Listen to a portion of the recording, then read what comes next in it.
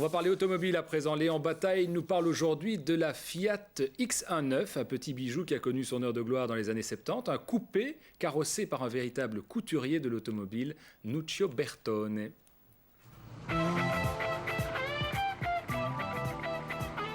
Lorsque la Fiat X19 fut présentée en 1972, personne n'imaginait qu'elle serait toujours là en 1988, mais avec le recul du temps, on s'est aperçu que cette longévité était parfaitement explicable. D'abord, parce que l'audace du dessin de Nuccio Bertone rendait la voiture très séduisante. En plus, sur la route, elle ne manquait ni de caractère, ni de vélocité.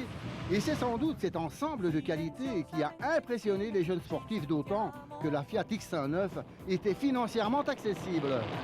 Savez-vous que l'appellation X19 n'est autre que le numéro de code que Fiat avait donné à son projet? Mais ce que l'on ignore généralement, c'est que le géant turinois avait décidé de ne pas fabriquer la voiture lui-même. Et c'est pourquoi il avait proposé au grand carrossier italien Nuccio Bertone non seulement de concevoir la X19, mais surtout de la fabriquer, et cela en y greffant, en y ajoutant les organes mécaniques Fiat. Mais l'usine italienne se rendra très vite compte que la Fiat X19 était faite pour une grande diffusion, et c'est pourquoi, finalement, eh bien, elle la fabriquera elle-même. Alors, quel est le design de cette découvrable de 3,83 m de longueur totale et qui, par ailleurs, restera dans l'histoire de la marque comme étant la première traction du groupe Fiat? Eh bien, sa ligne en coin est accentuée plus encore lorsque les phares apparaissent. Le toit du type Targa est un autre argument de charme et il se range intelligemment dans la malle avant. Les portes découvrent une stricte 2 places dont des sièges en cuir noir et la moquette rouge soulignent encore le côté sportif. Le levier de la boîte à 4 rapports tombe bien sous la main et la zone rouge n'apparaît qu'à 6000 tours.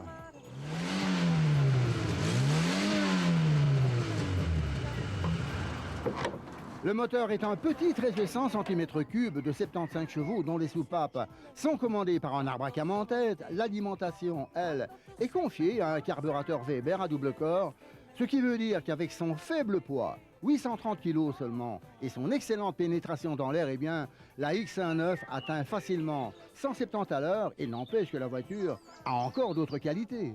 C'était une voiture qui était en conception pour les jeunes et les jeunes qui voulaient s'affronter sur la route avec une voiture de bonne qualité et une bonne maniabilité sur la route aussi. Et un prix surtout intéressant. Oui, exactement. Le prix était dans le temps beaucoup moins cher que les autres voitures sportives et la X19 était la seule voiture disponible pour les jeunes à ce prix-là.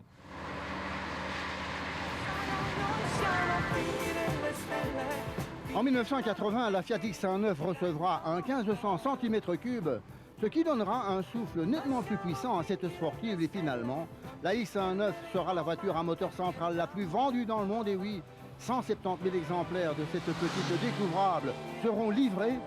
Il est vrai qu'elle était offerte, et là le terme frôle la vérité, à 256 000 francs belges en 1977, un rapport qualité-prix qui a littéralement fait le vide autour de lui.